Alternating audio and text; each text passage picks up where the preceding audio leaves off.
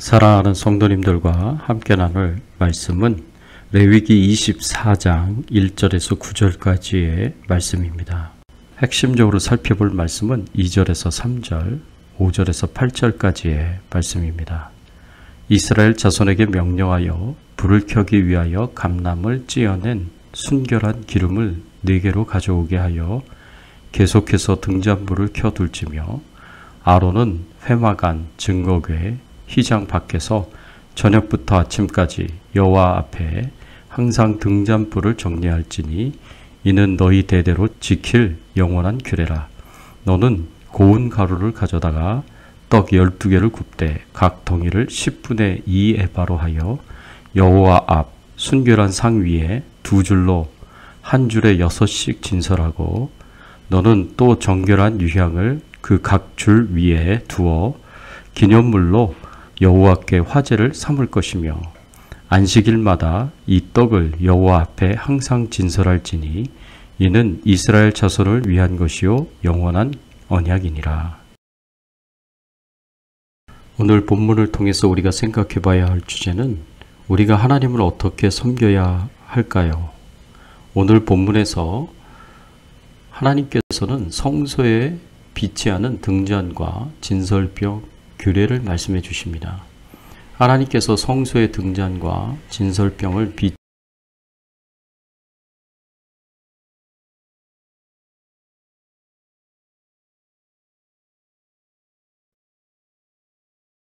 우리는 끊임없이 복음을 전하고 우리 몸을 온전히 들여 헌신해야 합니다.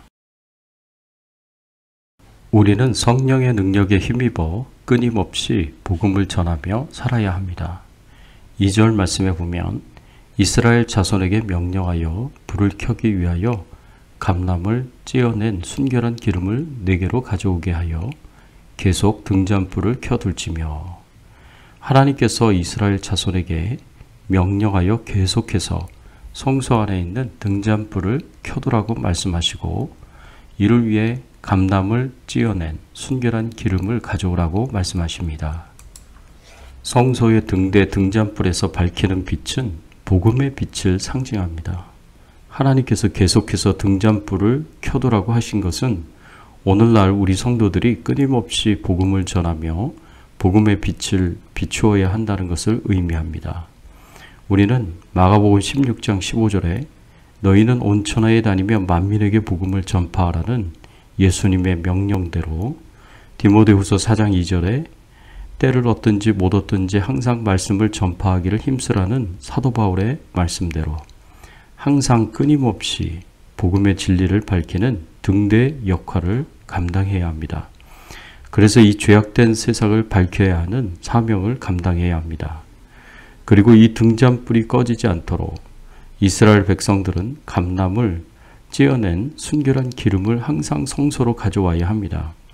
이 기름을 이스라엘 백성들은 항상 헌물해야 함을 말씀하고 있습니다. 그런데 이 기름은 무엇을 상징합니까? 이 기름은 성령 하나님을 상징합니다. 기름이 있어야 등잔불이 빛을 내듯이 우리에게는 성령 하나님의 능력이 역사되어야 복음의 빛을 비출 수 있는 것입니다. 이렇게 우리가 복음의 빛을 어두운 세상에 비추며 복음 전파의 사명을 감당할 때 이 복음이 믿지 않는 영혼을 구원하는 능력이 되기 위해서는 반드시 성령의 강력한 역사가 필요합니다. 그래서 우리는 우리의 힘으로 복음을 전할 수 없습니다. 우리는 성령의 강력한 능력의 역사로 복음을 전할 수 있고 이 복음이 영혼 구원이라는 열매를 거둘 수 있는 것입니다. 그래서 복음을 전할 때에는 항상 성령 하나님을 의지하여서 성령님께서 강력한 능력으로 역사하시기를 겸손히 구해야 할 것입니다. 또 우리는 기도하는 마음으로 우리 몸을 온전히 들여 헌신해야 합니다. 오늘 본문 5절과 6절의 말씀에 보면 너는 고운 가루를 가져다가 떡 12개를 굽되 각 덩이를 10분의 2 에바로 하여 여호와 앞 순결한 상 위에 2줄로 한 줄씩 6씩 진설하고 하나님께서 모세에게 진설병에 대한 규례의 말씀을 주십니다. 고운 가루를 가져다가 떡 12개를 굽고 이 12개의 떡을 한 줄에 6개씩 두 줄로 진설하라고 말씀하십니다.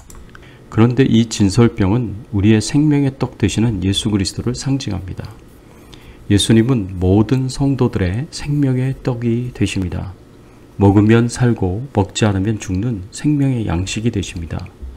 그래서 예수님은 우리에게 영원한 생명을 주시는 생명의 떡이 되십니다. 그래서 우리는 영원한 생명을 공급하는 생명의 떡을 먹고 영원토록 기쁨과 만족을 누리며 살 수 있습니다. 그리고 이 12덩이의 떡은 이스라엘의 12지파, 이스라엘 전체를 상징합니다. 이 12덩이의 떡을 성소에 있는 순결한 상 위에 두 줄로 진설하는데 한 줄에 6개씩 진설하라고 말씀하십니다. 그리고 이 12덩이의 떡이 하나님 앞에 드려졌다는 것은 곧 모든 이스라엘 백성들이 하나님께 온전히 헌신하였다는 것을 의미합니다. 생명의 떡인 예수님을 먹은 이스라엘 백성들은, 하나님의 백성들은 이제 자신을 위한 삶을 사는 것이 아니라 하나님을 위한 헌신의 삶을 살아야 합니다. 고린도전서 6장 19절 20절의 말씀에 보면 너희 몸은 너희가 하나님께로부터 받은 바 너희 가운데 계신 성령의 전인 줄 알지 못하느냐. 너희는 너희 자신의 것이 아니라 값으로 산 것이 되었으니 그런즉 너희 몸으로 하나님께 영광을 돌리라.